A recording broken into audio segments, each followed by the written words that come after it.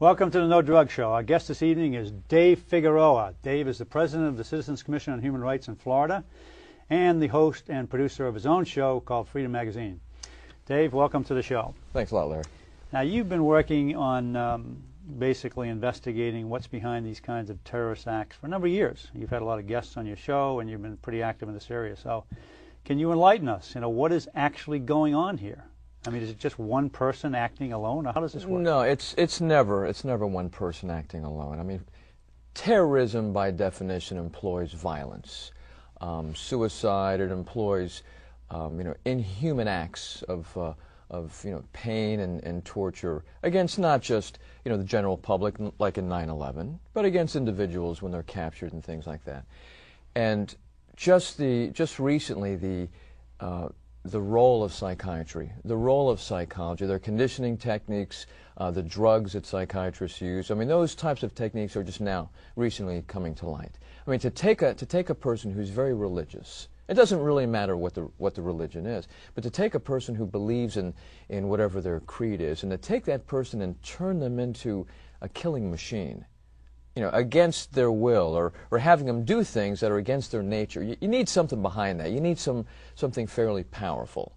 Mm-hmm. And psychiatrists employ drugs and conditioning techniques in order to change people from what they normally would be into killing machines. And the terrorist factions that we hear about on TV, behind those individual acts of mayhem, you find psychiatrists, psychologists, and their drugs.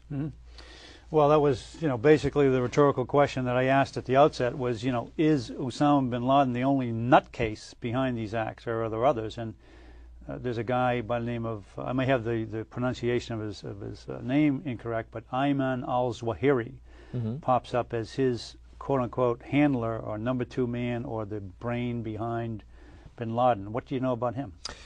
Ayman al-Zawahiri was trained in Cairo, and he's a psychiatrist. He is bin Laden's personal doctor. He's a surgeon, and he is his number one man.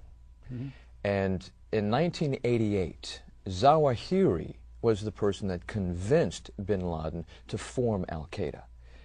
Before that, bin Laden and bin Laden right now, he's the poster child for terrorism at this point, in this country anyway. Before he became that poster child, he was a member of the jihad. He was against the Soviet Union's influence in Afghanistan. But he was transformed from just someone who was a supporter to someone who actually exported that ideology. I mean, his whole thought patterns and his entire viewpoint was changed by Zawahiri.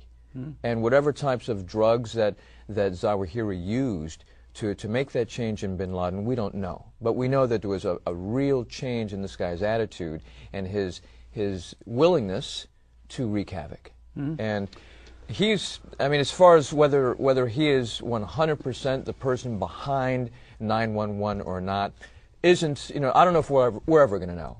But the point was, he was involved, and that ideology of terror was coming from bin Laden, who was influenced by a psychiatrist. And that really is the bottom line. And that's what people have to realize, that when you see terrorist activities, whether it's on the nightly news, whether you read about it on the internet, when you see these terrorist activities, there's something behind that. And there usually always is someone behind whoever the point man is on all these assassinations and the terrorist activities that we see.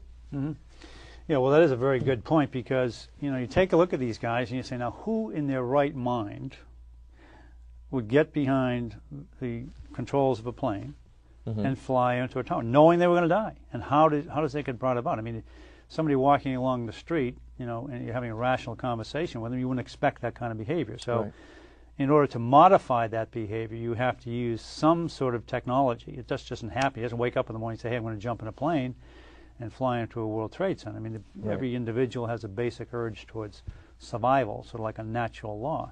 And in order to alter that natural instinct towards survival, you have to have some pretty powerful technology, and this is what you're referring to. Exactly. You have to take a look at what psychiatric drugs do. I mean, first of all, it's documented that years ago, even the kamikaze pilots back in the Second World War were on amphetamines. which are psychiatric drugs. It's documented that a lot of these suicide bombers, before they go out, they're given psychiatric drugs. Whether it's a person who's going to be, carrying a bomb into a marketplace, in a crowded inner city area, or whether he's going to jump on a plane and fly into the World Trade Center. It's documented that these guys are on some form of psychiatric drug and or have psychiatric influence in their background. Welcome back to the Problems and Solutions Show. Our guest is Dennis Clark, past president of the Citizens Commission on Human Rights International. We're talking about terrorism, terrorist acts, what's behind these terrorist acts, and surprisingly enough, the real terrorism and the very real threat that's going on, that could be going on right in your neighborhood. Dennis, just as getting paid money for this? Good question. Just as Osama bin Laden has his right-hand man, Ayman al-Zawahiri, a psychiatrist. He's a psychiatrist. That's his doctor. That's his therapist. That's the guy who runs him. He's supposedly the number 2 man, according to the CIA, but it's the guy who runs it. He runs them, yeah. He runs them. Well, we got a mental patient here in this fellow Osama bin Laden. Does anybody doubt that? Right. Do we doubt this? That's his psychiatrist right there. See? That's the guy giving the orders. That's the guy who's running him. This booklet, you can call the number on your screen, and this booklet is called Chaos and Terror, Manufactured by Psychiatry.